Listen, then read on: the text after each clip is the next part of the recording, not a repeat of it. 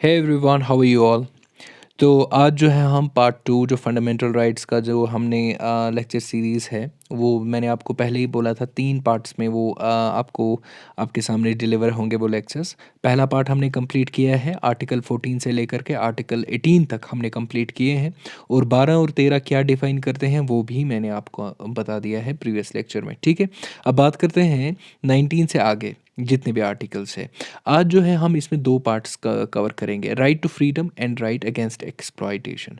Article 19 से लेकर के 24 तक हम आज ये पूरा कंप्लीट करेंगे। ठीक है, तो चलिए, आप सबको पता है, I am Masood Farooq, I am teaching you Indian polity and this is the fundamental lecture series. This is part number 2 of fundamental rights. So let's begin. See first of all we'll talk about right to freedom. देखिए, right to freedom मैंने आपको first lecture में ही वो याद करवाने का एक side में लिया था, 19 to 21। ठीक है, 19 से लेकर के 22 तक जो है डील करते हैं राइट टू फ्रीडम के साथ। अब फ्रीडम किस तरीके की, सबसे पहले अगर हम देखेंगे तो पर्सनल लिबर्टी एक बहुत इंपॉर्टेंट फंडामेंटल राइट है। ठीक है, पर्सनल लिबर्टी क्या होता है कि आपके विल के हिसाब से, यानी आपके मन मुताबिक आप क्या कर रहे हो, आपको वो फुल फ्रीडम है। लेकिन कुछ रिस्ट्रिक्शंस है जहाँ पर स्टेट का जो स्टेट की सिक्योरिटी, इंटीग्रिटी, सोवरेनिटी का सवाल आता है, तो वहाँ पर आपको रिस्ट्रिक्शन स्टेट लगाती है। लेकिन कुछ आर्टिकल्स जो है यहाँ पर मैं आपके सामने डिस्कस करूँगा कि आपके सामने जो है कौन कौन से राइट्स, फंडामेंटल राइट्स हैं, यानी कि आपके बुनियादी हकूक़ है, आप वो चीज़ें कर सकते हो। तो चलिए स्टार्ट करते हैं आर्टिकल 19 से। ओके, ठीक है। देखिए, सबसे पहले अगर हम बात करेंगे आर्टिकल 19, आर्टिकल 19 एक बहुत ब्यूटीफुल आर्टिकल है। इसमें अगर हम सब क्लॉज 6 हैं इसमें, ठीक है? तो पहले अगर हम बात करेंगे freedom of speech and expression. मैं आपके सामने बोल रहा हूँ, मुझे जो मन, अभी तो मैं लेक्चर के रिलेटेड बोल रहा हूँ। फॉर एग्ज़ाम्पल, अगर मेरे मन में कुछ भी आता है, कुछ भी फीलिंग्स आती है, लाइक मुझे लगता है कि कोई चीज़ गलत हो रही है, तो मैं उस पे बोलूँगा, वो मेरा बुनियादी हक है, वो मेरा कॉन्स्टिट्यूशनल राइट है। तो वो यही बोलता है फ्रीडम ऑफ स्पीच, यानी कि आपको जो मर्ज़ी बोलो, आपको जो फ़ील होता है, आप वो एक्सप्रेस कर सकते हो, वो आपका बुनियादी हक है। ठीक है, समझ आ गया? आर्टिकल 19 का सब क्लॉज़ ए ये बात करता है। अब हम सब क्लॉज़ 2 की बात करेंगे, to assemble peacefully and without arms. देखिए, आप एक जगह पे जमा हो सकते हो, हज़ारों लोग जमा हो सकते हैं एक जगह पे। लेकिन आप इसलिए जमा हो रहे हो किसी पीसफुल रीज़न की वजह से, यानी आप अगर असेंबल हो रहे हो तो पीसफुली हो रहे हो। आप कुछ आर्म्स, यानी कि आप कुछ मतलब इस तरीके का नहीं हो रहे हो कि हथियार लेके आ रहे हो, यानी उससे कोई खतरा है सिक्योरिटी को, यानी इंटीग्रिटी ऑफ इंडिया को, तो वो जो है आपको ये राइट नहीं मिलेगा। अगर आप पीसफुली जमा होते हो, असेंबल होते हो, आपके पास कुछ कुछ भी डिमांड है, या आप किसी कोई भी जो है असेंबली आपने मुनक्कद की है, यानी कि कोई मीटिंग आपने बिठाई है, तो आप वो रख सकते हो, उसमें कोई प्रॉब्लम नहीं है। अनटिल एंड अनलेस वहाँ पर कोई चीज़ इलीगल नहीं हो रही है, तो वो आपका राइट नहीं बल्कि आपका क्राइम बन जाएगा। तो यानी आप असेंबल हो सकते हो पीसफुली विदाउट आर्म्स। ठीक है, ये सब क्लॉज 2 बात करता है। अब देखिए, सब क्लॉज 3 की अगर हम बात करेंगे, to form association of unions, और यहाँ पर कोऑपरेटिव सोसाइटीज़ है, मिसप्रिंट हो गया है, कोऑपरेटिव सोसाइटीज़ है। आप कोऑपरेटिव सोसाइटीज़ बना सकते हो, यूनियंस बना सकते हो, एसोसिएशन बना सकते हो।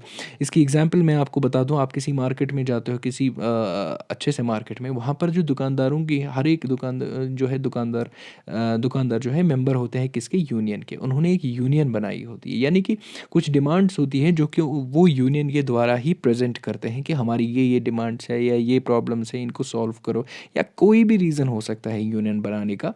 तो वो चीज़ जो है आप यूनियन बना सकते हो, आप एसोसिएशंस बना सकते हो। मैंने आपको एग्जांपल दी है दुकानदारों की, ये रिस्ट्रिक्टेड नहीं है। ऐसे ऐसे आप किसी भी फील्ड में, जैसे इंजीनियर्स की एसोसिएशन है, डॉक्टर्स की एसोसिएशन है, और बहुत सारे प्रोफेशंस की अपनी एक एसोसिएशन होती है, यूनियन होती है, तो वो आपका बुनियादी हक है। वो कौन से आर्टिकल में डील करते हैं, वो कौन से आर्टिकल में आता है, आर्टिकल 19 सब क्लॉज 3। ठीक है, ओके। तो चलिए, अब बात करते हैं फोर्थ सब क्लॉज की, to move freely throughout the territory of India, यानी कि आप हिंदुस्तान के किसी भी कोने में जा सकते हो, आपको कोई रुकावट नहीं है। ठीक, आपको अपना देश है, आप कहीं पर भी जा सकते हो, आपको कोई नहीं रोक सकता। ये भी आपको आर्टिकल 19 में ही आता है। To reside and settle in any part of the territory of India. देखिए, आप हिंदुस्तान के किसी भी कोने में जा सकते हो, वहाँ पर रह सकते हो, अपनी ज़िंदगी गुज़ार सकते हो। लेकिन मैंने आपको सबसे पहले ही बोला है, जितने भी आपको फंडामेंटल राइट्स हैं ना, ये आपको एब्सोल्यूट राइट्स नहीं है, इसमें रिस्ट्रिक्शंस है, इसमें बार्स है। यहाँ पर मैंने बात की कि आप हिंदुस्तान के किसी भी कोने में जा सकते हो, वहाँ रह सकते हो, लेकिन कॉन्स्टिट्यूशन ही एक चैप्टर में बताता है जिसमें शेड्यूल्ड एरियाज़ और ट्राइबल एरियाज़ आते हैं, वो बोलते हैं कि आप उन एरियाज़ में नहीं जा सकते हो। इसकी मैं आपको एग्जांपल दे देता हूँ। आर्टिकल 370 अब जो है डाइल्यूट होने से पहले, यानी 35 ए जो है उसको एब्रोगेट करने से पहले, हिंदुस्तान का कोई भी, यानी कि कोई भी इंसान जो है कश्मीर में घर नहीं ले सकता था, नहीं रह सकता था, क्योंकि ये ज़मीन जो है कश्मीरियों के लिए, जम्मू एंड कश्मीर लोगों के लिए जो है ये मखसूस थी। लेकिन अब जो है मतलब मैं आपको ये एग्जांपल दे रहा हूँ।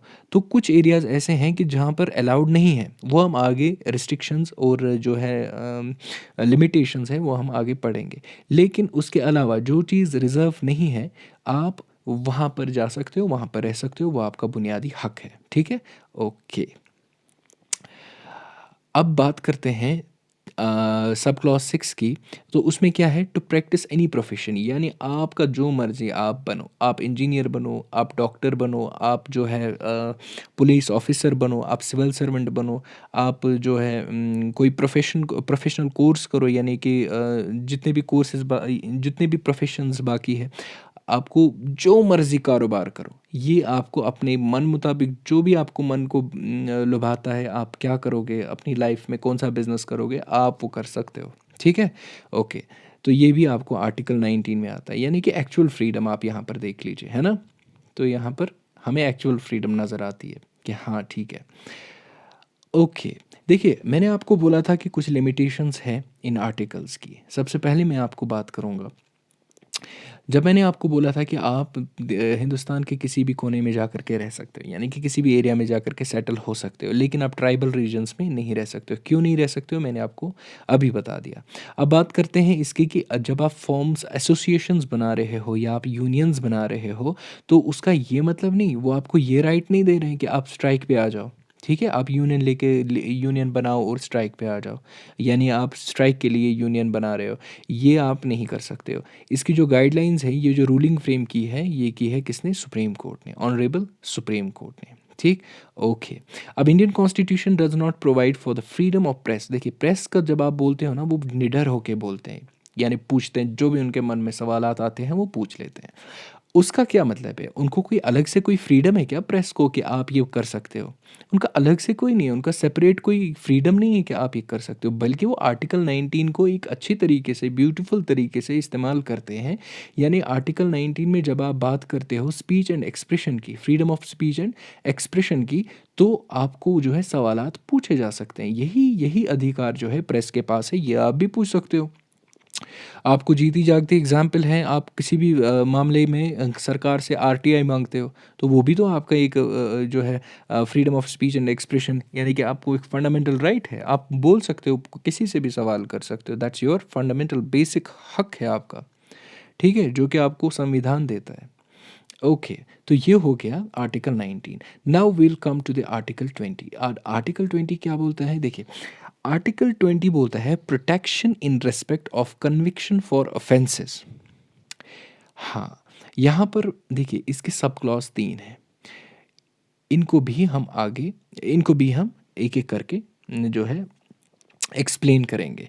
देखिए, क्या बोलते हैं कि आप जो है ये आपको कन्विक्शन जो है आपको इंसान जो जुर्म करता है उसका सज़ा कानून कैसे दे सकता है, यानी कि उसमें भी कुछ फंडामेंटल राइट्स हैं, यानी बेसिक हकूक़ है। एक जो कि मान लीजिए क्रिमिनल होगा जिसने लॉ वायलेट किया होगा या कुछ इस तरीके की कोई इलीगल काम किया होगा जिसकी वजह से उसको जो है अरेस्ट किया जाता है। तो अब उसने जो ऑफेंस किया है, उसमें भी उसको कुछ राइट्स है जो वो मतलब जो कॉन्स्टिट्यूशन में लिखे गए हैं। सबसे पहले अगर हम बात करेंगे अंडर एक्सपोज्ड फैक्टो लेजिस्लेशन, इसमें क्या बोलते हैं कि अगर कोई पास्ट में कोई इससे कोई पास्ट में कोई क्राइम हुआ है। देखिए, पास्ट में कोई क्राइम हुआ है, यानी कि अभी वो उसका अभी अभी जो वो रूल्स हैं वो फॉर्मुलेटेड है, मतलब कुछ कानून है हिंदुस्तान में, तो वो उसके हिसाब से अगर हम जाएंगे तो हम देखेंगे कि इसने 3 साल पहले ये काम किया था, तो उसको आज ये कानून बना है, तो उसको आज इस कानून के मुताबिक सज़ा मिलनी चाहिए। तो ऐसा बिल्कुल भी नहीं है। ये आर्टिकल 20 जो है ये उस चीज़ से बचाता है। यानी कि आपको समझ आ गया ना? ठीक है, मैं एक बार फिर से बताता हूँ। Under x post facto legislation ये कहता है कि अगर अभी कोई कानून फोर्स में है, ठीक है, उसको एनफोर्स किया गया है, उसके मुताबिक हम किसी भी इंसान को सज़ा नहीं दे सकते हैं अगर वो गलती उसने आज से पहले 2 साल 3 साल या 1 साल की होगी, जबकि ये कानून जो है एग्जिस्ट नहीं कर रहे थे। हम उसको इस कानून के बेसिस पर उसकी की हुई गलती का सज़ा नहीं दे सकते हैं। ये कौन बताता है? आर्टिकल 20 का सब क्लॉज ए, जिसका नाम है under x post facto legislation. I hope आपको समझ आ गया होगा। ठीक है, ओके। अब दूसरा जो है सब क्लॉज 2 जो है आर्टिकल 20 का, वो है डबल जियोपैडी। डबल जियोपैडी मतलब ये होता है कि आप जो है no person shall be prosecuted and punished for the same offence more than once. क्या बोलते हैं कि आपका जो आर्टिकल 20 सब क्लॉज 2 है वो ये बोलता है कि अगर कोई इंसान कोई गलती करता है, यानी कि कोई क्राइम करता है, तो उस इंसान को उस क्राइम का सज़ा एक ही बार मिलेगा, एक से ज़्यादा बार नहीं मिलेगा। यानी वो कोई क्राइम करता है, उस क्राइम के लिए कानून बने हैं उस देश में, और उस जो वो सज़ा उस पर लागू हो गया है एक बार, वो उस पर दोबारा लागू नहीं हो सकता। ये फंडामेंटल राइट है। ठीक है, समझ आ गया? नहीं आया तो कमेंट में बताना ज़रूरी। डबल जियोपर्डी आपको समझ आ गया है। अब हम बात करेंगे आर्टिकल 20 के सब क्लॉज 3 की, जो बात करता है प्रोहिबिशन प्रोहिबिशन अगेंस्ट सेल्फ इंक्रिमेशन। हाँ, अब प्रोहिबिशन अगेंस्ट सेल्फ इंक्रिमेशन क्या होता है कि आप किसी भी इंसान को ये एक राइट देता है, एक इंडिविजुअल को, कि कानून जो है यानी स्टेट जो है वो एक आम इंसान को फोर्स नहीं कर सकती है कि वो अपने अपने अपने खिलाफ अपने ही खिलाफ जो है गवाही दे। फॉर एग्जांपल, कानून फोर्सफुली किसी से कहलवाएगा, यानी कि फोर्सफुली उससे कहलवाएगा कि नहीं तुम बोलो तुमने ये गलती की है, तो वो चीज़ नहीं कर सकते। इस चीज़ को वो प्रोहिबिट करता है कि आप जो है सेल्फ इंक्रिमेशन नहीं कर सकते हो, अपने ही खिलाफ आप गवाही नहीं दे सकते हो। ये आर्टिकल 20 सब क्लॉज 3 में बात करता है। इसकी एक देखिए, इसके इसके कुछ एक्सेप्शंस हैं, इसके कुछ एक्सेप्शंस होते हैं। जिस तरीके से, अगर देखिए इसमें क्या होता है, इंक्रिमेशन की जब हम बात करते हैं तो कोई इंसान अगर कैद में है, यानी कि वो उसको इम्प्रिजन कर दिया गया है, वो जेल में है, ठीक है, वो जेल में है। अब पुलिस उससे क्या मांगता है, उससे जो है फिंगरप्रिंट्स मांगते हैं, और ये देने से इनकार कर सकता है? नहीं कर सकता, इसको देने पड़ेंगे। लेकिन अगर इसे पूछताछ की जाती है और पूछताछ में उसको बोलते हैं कि तुम ये मानो कि तुमने ये गलती की है, तुम ये मानो कि तुमने ये कत्ल किया है, तो उसको वो चीज़ जो है उस चीज़ को प्रोहिबिट करता है ये वाला आर्टिकल, आर्टिकल 20। समझ आ गया? ठीक है। अब इसकी मैं आपको एक्सेप्शन दे दूं आपको, जो है ये वाला सब क्लॉज 2 जो है, जब डबल जियोपैडी, इसकी एक एक्सेप्शन है। इसकी ये एक्सेप्शन है कि ये सिविल सर्वेंट के केसेस में नहीं एप्लीकेबल है, क्योंकि अगर सिविल सर्वेंट जो है उसको एक बार डिसमिस कर दिया गया है किसी सेम रीज़न की वजह से, उसको अगली बार अगर वो सेम गलती दोहराता है तो सेम गलती पे वो डिसमिस हो जाएगा या कानूनी कार्रवाई उसके खिलाफ हो जाएगी। तो ये जो है उस केस में ये मतलब वो चीज़ जो है इसकी एक्सेप्शन है। ठीक है, ओके। कंफ्यूज नहीं होना, यहाँ पर कंफ्यूज नहीं होना। ठीक, अगर यहाँ पर ये समझ नहीं आया तो आप मुझे कमेंट सेक्शन में बता सकते हो, मैं आपको वो जो है एक्सप्लेन कर सकता हूँ, या टेलीग्राम चैनल पे भी पूछ सकते हो, वहाँ पर भी मैं आपको जो है पर्सनली भी अगर आप मुझे मैसेज करोगे तो I will explain this all. ठीक है, okay. Now coming to the article 21। Article 21 defines that the protection of life and personal liberty. ठीक, क्या बोलते हैं? प्रोटेक्शन ऑफ लाइफ, लाइफ को प्रोटेक्ट करना, और पर्सनल लिबर्टी को। ठीक, अब ये क्या है, इसका क्या मतलब है? आर्टिकल 21 एक ऐसा आर्टिकल है जिसको हम इमरजेंसी के दौरान भी सस्पेंड नहीं कर सकते। इसमें क्या है, देखिए, आर्टिकल आर्टिकल 21 जो है ये क्या बोलता है, it stands article 21 stands not merely for right to life, ये सिर्फ राइट टू लाइफ और राइट टू पर्सनल लिबर्टी तक ही महदूद नहीं है, but for the right of dignity and all other attributes of human personality that are essential for full development of person.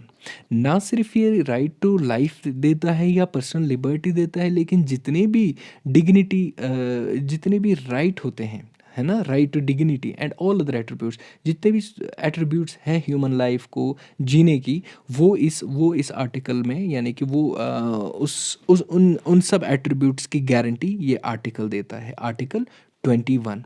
Now अगर हम इसको जो है वन बाय वन डिस्कस करेंगे, आर्टिकल 21 में क्या है।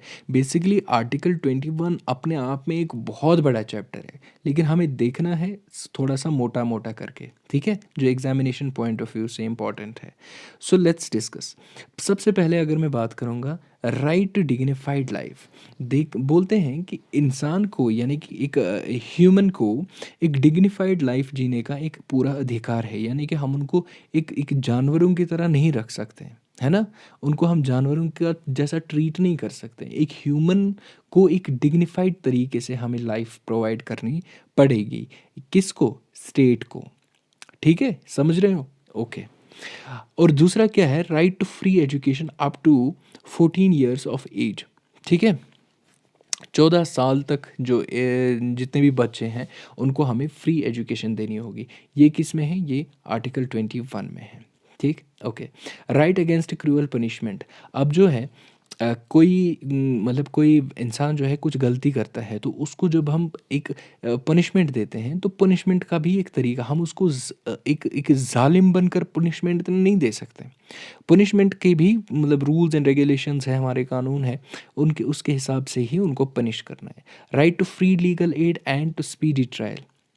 ये भी आपका फंडामेंटल राइट है कि अगर आप किसी कोर्ट में या जुडिशल आपका कोई भी काम होता है, तो उसके लिए आपको स्पीडी ट्रायल होना चाहिए, यानी कि आपकी जो सुनवाई है, न्याय है, वो जल्दी जल्दी होना चाहिए, स्पीडी होना चाहिए। और लीगल एड मतलब होता है कि किसी को फॉर एग्जांपल किसी इंसान को उतना पावर नहीं है कि वो अफोर्ड करे कि वो एक वकील को हायर करें, तो उस हिसाब से, उस हिसाब में जो है सरकार उसको प्रोवाइड करके देती है, मतलब जो है एडवोकेट या लीगली जो भी उसको एड की ज़रूरत होती है कोई भी केस लड़ने में। ठीक है, ये चीज़ जो है आर्टिकल 21 में उसका फंडामेंटल राइट है, वो इस चीज़ पे जो है मान लीजिए एक किस्म का वो चैलेंज कर सकता है कि मुझे ये चीज़ नहीं मिल रही है। अगर उसको नहीं मिल रही है तो उसके लिए high court and supreme courts है, जो कि आर्टिकल 32 डिफाइन करता है कि जुडिशल रिव्यू के बारे में। ठीक है, okay. And right to health workers जो है liveable environment, right to travel abroad, यानी कि आप अब्रॉड जा सकते हो, इन्वायरमेंट को बचाना है ना। Right to privacy, right to privacy जब हम पढ़ते हैं तो इसमें बहुत सारी चीज़ें आती हैं। अब यहाँ पर मैं आपको बता दूँ, राइट टू प्राइवेसी अगर मैं बात करूँगा, देखिए सरकार अगर चाहे, आपके दिमाग में ये आ जाएगा और बहुतों के दिमाग में ऑलरेडी आ गया होगा। देखिए अगर यहाँ पर वो आपके व्हाट्सएप चैट कोई देख सकता है क्या? अगर ये बोलता है राइट टू प्राइवेसी, ये आर्टिकल 21 में, ये तो हमारा फंडामेंटल राइट है। इस हिसाब से तो हमारा जो व्हाट्सएप चैट या फेसबुक चैट या पर्सनल चैट जो भी हम करते हैं, वो तो प्राइवेसी में आते हैं, वो तो कोई देख नहीं सकता। ठीक है, उसके खिलाफ हम कानूनी कार्रवाई करेंगे। लेकिन यहाँ पर कुछ चीज़ें ऐसी हैं जो मैंने आपको बोला है, हर एक चीज़ के कुछ एक्सेप्शंस है, कुछ लिमिटेशंस हैं। राइट टू प्राइवेसी में जब स्टेट को लगेगा कि जो है सिक्योरिटी को थ्रेट है, ठीक है, तब जो है स्टेट आपका व्हाट्सएप चेक कर सकती है। एक एक रेयर केस में, ऐसा नहीं कि हर एक का करेगी, नहीं नहीं, ऐसा बिल्कुल नहीं है। लेकिन सिक्योरिटी थ्रेट है, उस मामले में अगर कुछ लगता है सरकार को, तो स्टेट आपका जो है पर्सनल जो प्राइवेसी, उसमें उसमें जो है थोड़ा सा वायलेशन हो जाएगा। ठीक है, तो that's not a big deal, that is वो लीगल है, मतलब वो कर सकते हैं, दैट इज़ देयर राइट। ये आपका राइट है, वो उनका राइट है जब वैसी कोई बात आती है। और अगर हम बात करेंगे, आप अगर अपने मन मुताबिक किसी के साथ शादी करना चाहते हो, ठीक है, तो आप उसको चूज़ कर सकते हो, अपने पार्टनर को, अपने लाइफ पार्टनर को आप चूज़ कर सकते हो आपके मन मुताबिक। जो भी आपके मन को मतलब बात है, यानी आप आपको जो मन में आ जाए आप किसी के साथ भी शादी कर सकते हो। इसमें कोई डिस्क्रिमिनेशन नहीं है, मतलब कि मुझे पता है बहुत सारों के मन में अभी लड्डू फूट रहे होंगे। तो ये आर्टिकल सुन के कि अच्छा अच्छा ये तो हमारा फंडामेंटल राइट है, हमें तो पता ही नहीं था। तो चलो खैर, यहाँ पर हमें समझना है। तो जो आप शादी करने का एक फ़ैसला होता है एक एडल्ट का, यानी कि जो 18 प्लस होगा, और उसके लिए कुछ एज क्राइटेरिया है वो आप देख लीजिए। तो वो एक फंडामेंटल राइट है, आर्टिकल 20 उसके साथ डील करता है, ठीक है? ओके। अब बात करते हैं आर्टिकल 21A की। देखिए आर्टिकल 21A जो है ये एक अमेंडमेंट है आर्टिकल 21 की। ये अमेंडमेंट कब हुई थी? ये 86th amendment constitutional amendment act 2002 में हुई थी। 2002 में कौन सी अमेंडमेंट हुई थी? 86th of constitutional amendment act. अब इसमें क्या था? Under the Article 21A, state shall provide free and compulsory education to all children of age 6 to 14। 6 से 14 साल तक के जो बच्चे हैं उनके लिए आपको फ्री एजुकेशन प्रोवाइड करनी करानी है, यानी स्टेट को, है ना, गवर्नमेंट को। इन सच मैनर एज में लॉ डिटरमाइन, जैसा कि उनको मतलब ये जो है उनको सरकारी स्कूलों में भर्ती करना या वगैरह वगैरह, जो है जितने भी फैसिलिटीज़ होंगी इनके लिए वो इनको प्रोवाइड करवानी होगी इन टर्म्स ऑफ एजुकेशन, ठीक है? Okay. Now coming to the Article 22. What is Article 22? It is the protection against arrest and detention in certain cases. ये आता है उस पे कि आप जो है प्रोटेक्शन अगेंस्ट अरेस्ट, यानी कि जब इंसान को अरेस्ट करते हैं या उसको डिटेन करते हैं तो उस केसेस में कुछ कुछ चीज़ें जो है कुछ फंडामेंटल राइट्स हैं जो कि स्टेट को क्वेश्चन कर सकती है कि आप हमें क्यों कर रहे हो। मतलब जो सब क्लॉज फर्स्ट है कि जिसको अरेस्ट किया जाता है उसको जो है एक राइट है कि वो पूछेगी कि आप मुझे किस बेसिस पर अरेस्ट कर रहे हो। आपके पास जैसे कि मूवीज़ में अक्सर देखा जाता था पहले 90s वाले मूवीज़ में, आप हमें अरेस्ट वारंट दिखाइए, आप हमें क्यों अरेस्ट कर रहे हो। सो ये आपका एक फंडामेंटल राइट है कि आप उन ग्राउंड्स को जानने का एक राइट रखते हो जिस ग्राउंड पे आपको अरेस्ट किया जा रहा होगा, ठीक है? और दूसरा क्या है इसका? दूसरा ये है right to consult and be defended by legal practitioner. आपको अगर जो है अरेस्ट किया जाता है तो आपका एक फंडामेंटल राइट है, आप अपने वकील को मिलिए, उससे जो है लीगल अपने आप को आप डिफेंड कर सकते हो, यानी कि आप लीगल प्रैक्टिशनर से मिलो, उससे उनके साथ जो है उनको कंसल्ट करो और डिफेंड करो अपने केस को। अगर आप जो है बेगुनाह साबित होते हो तो आपका जो केस है ख़त्म हो जाता है। इसी तरीके से आर्टिकल 22 का सब क्लॉज 3 जब बात करते हैं तो वो होता है right to be produced before a magistrate within 24 hours. देखिए जब भी एक इंसान को अरेस्ट किया जाता है तो उसको 24 घंटे के अंदर अंदर जो है कोर्ट के सामने पेश होना लाजमी है। लेकिन यहाँ पर जो हॉलीडेज़ हैं उनको एक्सेप्ट किया गया है।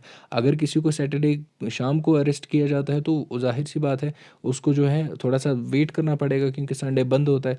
तो अगर या कोई भी मंडे को अगर फिर हॉलिडे होगा तो उसको 2 दिन और, तो वहाँ पर ये जो है 24 आवर्स नहीं रहते हैं बल्कि उससे ज़्यादा हो जाते हैं। इन जनरल अगर कोई छुट्टी नहीं है तो 24 घंटे के अंदर-अंदर आपको जो है एक क्रिमिनल को, यानी कि जो जिसको भी आपने अरेस्ट किया है उसको मैजिस्ट्रेट के सामने आपको लाना पड़ेगा। ठीक है? ओके। लेकिन ये सारे राइट्स जो मैंने आपको बोला था कि आपको अरेस्ट वारंट आप माँग सकते हो, यानी आप अपनी लीगल एडवाइज़र से मिल सकते हो, तो ये सब चीज़ें जो है प्रिवेंटिव डिटेंशन्स में नहीं लगते हैं। अब ये प्रिवेंटिव डिटेंशन क्या होता है? पुलिस को जब लगेगा, यानी कि जो पुलिस को लगेगा या यानी जो भी वहाँ पर लीगल बॉडी होगी उनको लगेगा कि कोई थ्रेट है, यानी something is going to happen wrong, कुछ तो गलत होने वाला है, यानी किसी इंसान पर शक होता है कि ये गलत कर सकता है, इसने ऑलरेडी कुछ किया होगा उसके बेसिस पर या किसी भी बेस पर। तो उसको पहले ही डिटेन किया जाता है, पहले ही डिटेन किया जाता है। और उस डिटेंशन को उस हिसाब से जब उसको अरेस्ट किया जाता है, डिटेन किया जाता है, तो उसका जो है 3 महीने से ज़्यादा उसको डिटेन नहीं कर सकते, ये इसका राइट है।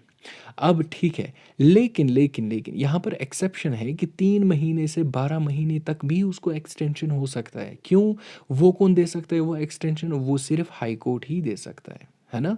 कम से कम हाई कोर्ट ही दे सकता है। यानी एक बेंच बैठता है जो है ग्रुप ऑफ जो है जजेस बैठते हैं, वो डिसाइड करते हैं जब अगर कि उसका केस जो है मतलब एक क्लियर तरीके से सामने नहीं आ रहा है, क्लियर तरीके से ये साबित नहीं हो रहा है कि उससे कोई थ्रेट नहीं है, वो कोई जो है इलीगल एक्टिविटीज़ या इलीगल जो है कुछ भी चीज़ें इलीगल कर सकता है, तो ऐसा लग रहा है कोर्ट को, तो वो उसको रिलीज़ कर सकते हैं। लेकिन उनको लग रहा है, अगर कोर्ट को लग रहा है, कुछ सबूत ऐसे सामने आ रहे हैं कि ये जो जिस चीज़ को, जिस बंदे को हमने ये जो है डिटेन किया है, यानी बंद रख इम्प्रिजन कर दिया है, उससे कोई ख़तरा है, यानी जो है कुछ भी वो क्रिएट कर सकता है इलीगल, तो उसको जो है 12 महीने तक भी एक्सटेंड कर सकते हैं या ज़्यादा भी कर सकते हैं। हाँ, कौन कर सकता है? हाई कोर्ट ही कर सकता है, with the recommendations of high court. समझ आ गया? ठीक है। बोरिंग तो नहीं लग रहा ना? लेकिन मैं ज़्यादा दलीलें नहीं बता रहा हूँ, बट कुछ फैक्ट्स हैं जिनसे जिन जिन एग्जाम्पल से आप समझ रहे हो, सो आई एम मैं यहाँ पर वो बोल रहा हूँ। अब देखिए, हाँ, यहाँ पर बात करेंगे हम आर्टिकल 22 जो है उसके सब क्लॉज उसके सब क्लॉज जो है प्रिवेंटिव डिटेंशन के सब क्लॉज थर्ड की बात करेंगे, ठीक है? Right to make representation against the detention. यानी कि कोई भी किसी भी इंसान को रिप्रेजेंटेशन का एक हक बनता है कि वो अपने केस की रिप्रेजेंटेशन कर सकता है, यानी डिटेंशन ऑर्डर जो उसका है, यानी फॉर एग्जांपल किसी बंदे को हाउस अरेस्ट किया है या किसी बंदे को इम्प्रिजन किया है, कानून ने अपनी हिरासत में लिया है, तो उस बंदे को ये तो हक बनता है कि वो अपनी डिटेंशन ऑर्डर के खिलाफ रिप्रेजेंटेशन दायर करे, यानी एक वकील करे, वकील को हायर करें और जो उसका केस जो है लड़े अदालत में, और उसको जो है बेगुनाह साबित करे या फिर वो गुनहगार साबित हो जाए, वो अलग बात है, ठीक है? तो उसको ये बेसिक हकूक़ है, ठीक है। ओके, तो ये हो गया, यहाँ पर हमने 22 19 टू 22 जो है ख़त्म किया है, राइट टू फ्रीडम यहाँ पर ख़त्म होता है। अब यहाँ से स्टार्ट होता है और एक राइट अगेंस्ट एक्सप्लॉइटेशन, जो कि आर्टिकल 23 और 24 डील करता है। देखिए, आर्टिकल 23 जो है वो डील करता है prohibition of traffic in human beings and forced labour. अब इसका क्या मतलब है? देखिए क्या होता है, आर्टिकल 23 जो है, अब यहाँ पर आपने एक चीज़ देखी होगी, आपने देखा होगा ट्रैफिक इन ह्यूमन बीइंग्स, ये क्या है? पहले मैं आपको इसको इसको समझाता हूँ, फिर तो प्रोहिबिशन से आपको समझ आ ही जाएगा ये आर्टिकल किससे डील करता है। ट्रैफिक इन ह्यूमन बीइंग मतलब होता है कि इंसानों को बेचना, यानी means selling and buying main and women like goods. चीज़ों की तरह हम जो है औरतों और मर्दों को बेच रहे हैं। एंड इसमें जो है इमोरल ट्रैफिक होता है, मतलब कि इमोरल तरीके से जब हम जब कोई इंसान जो है इमोरल तरीके से वुमेन्स को बेचता है, बच्चों को बेचता है, तो ये सारी चीज़ें जो है ना, इसको कहते हैं human traffic in human beings. क्या कहते हैं? Trafficking human beings. तो इस सब चीज़ को रोकने के लिए आर्टिकल 23 को लाया गया है। और इसमें क्या जो है मेंशन किया गया है, फोर्स्ड लेबर मतलब एक मज़दूर को ले आते हो, आप एक इंसान को ख़रीदते हो, यानी कि गुलाम जैसे, है ना? पुराने ज़माने में होते थे ना गुलाम, मतलब जब हम हिस्ट्री पढ़ते हैं तो कहते हैं कि अंग्रेज़ जो है गुलाम बनाते थे, यानी फोर्स्ड लेबर वो लाते थे। एक मतलब ज़बरदस्ती की मज़दूरी उनसे करवाते थे, ठीक है? वो चीज़ जो है बैन की गई। और उस आर्टिकल को डील कौन करता है? आर्टिकल 23, यानी आर्टिकल 23 प्रोहिबिट करता है किस चीज़ को? ट्रैफिक इन ह्यूमन बीइंग्स, यानी कि इंसानों का जो है बेचना और ख़रीदना, एंड फोर्स्ड लेबर, इसके साथ 23 डील करता है। समझ आया? ठीक है, तो चलिए आगे। अब हम बात करते हैं आर्टिकल 24 की। आर्टिकल 24 क्या बोलता है? Prohibition of employment of children in factories, या ऐसे कुछ चीज़ें, ऐसे कुछ मतलब काम करने की जगह जहाँ पर जो है बच्चों का खतरा होता है, जिसको हम हैज़र्डस प्लेस कहते हैं, ठीक है? तो फैक्ट्रीज़ में आम तौर पर एक सख्त काम रहता है, एक हैज़र्डस काम रहता है, हर एक पर्सपेक्टिव से अगर हम देखेंगे, वहाँ पर मशीनें वगैरह होता है जो कि बच्चे डील नहीं कर सकते हैं आसानी से। तो उस चीज़ को जो है आर्टिकल 24 डील करता है। क्या बोलता है कि बच्चों को आप जो है काम नहीं करवा सकते हो फैक्ट्रीज़ में या फैक्ट्री के जैसे कारखाने में। ठीक है, समझ आ गया? तो क्या बोलते हैं कि कम से कम जो है 14 साल से 14 साल के 18 साल तक, यानी कि 18 साल से कम पहले तो 14 इयर्स था, ठीक है? 14 इयर्स तक आप किसी को फैक्ट्रीज़ में काम करने नहीं दोगे। तो फिर उसके बाद जो है एक एक्ट आ गया है, पहले तो 1986 में आ गया था। उसका नाम क्या था? उसका नाम था प्रोहिबिशन एंड रेगुलेशन एक्ट 1986 में, ठीक? जो कि which seeks to eliminate child labour, उसमें जो है चाइल्ड लेबर को एलिमिनेट करने की कोशिश की थी। लेकिन फिर 2006 में और एक गवर्नमेंट ने जो है पूरी तरीके से बैन की थी employment of children as domestic servants, यानी कि उनको नौकर भी नहीं रख सकते हम, ठीक है? वर्कर्स, बिजनेस बिजनेस एस्टेब्लिशमेंट्स भी नहीं रख सकते, यानी कि होटलों में वो सफाई करते थे या ढाबाज में वो टेबल साफ़ करते थे, उसका भी 2006 में उनकी प्रोहिबिशन आई थी, बोला कि आप ऐसा नहीं कर सकते हो। इसी तरीके से 2016 में फिर गवर्नमेंट ने एक child labour prohibition and regulation act जो है एनैक्ट किया है, जिसमें वो अमेंडमेंट, एक्चुअली वो अमेंडमेंट थी पहले वाले 1986 के जो है प्रोहिबिशन एंड रेगुलेशन एक्ट की 2016 में। तो वहाँ पर उन्होंने बोला है कि 14 साल से जो कम कम उम्र के लोग हैं उनको आप काम नहीं उनसे आप काम नहीं करवा सकते हैं, ठीक है? And it also prohibits the employment of the adolescents in the age group of 14 to 18 in hazardous occupations, ठीक है? आई होप आपको ये समझ आ गया होगा। तो आगे जो है हम right to freedom of religion बात करेंगे, यानी 25 से लेकर के 35 हम कंप्लीट करेंगे, ठीक है? 35 यानी कि हमें तो 32 तक ही फंडामेंटल राइट्स है, फिर 33, 34, 35 जो है वो किसके साथ डील करते हैं वो भी हम आगे डिस्कस करेंगे। तो अगला लेक्चर आपका लास्ट लेक्चर होगा फंडामेंटल राइट्स का। तो उसके साथ ही मैं आपको जो है कुछ एक और टॉपिक पढ़ाऊँगा, यानी कि टाइप्स ऑफ रिट्स मैं आपको पढ़ाऊँगा उसी लेक्चर में। और उसके बाद आपकी जो है PDF फाइल मिल जाएगी, जो भी मैंने इसमें नोट्स यानी कि आपको पढ़ाया है वो आपको PDF फाइल मिल जाएगी ऐप पर, सी ए लतीफ़ ऐप पर आपको मिलेगी। तो वहाँ से आप इसको डाउनलोड कर लेना फिर, लेकिन वो आपको फाइनल लेक्चर के बाद ही मिलेगी, यानी कल के बाद, कल ही आपको मिलेगी वो, ठीक है? मिलते हैं अगले लेक्चर में। टिल देन खुदा हाफिज़।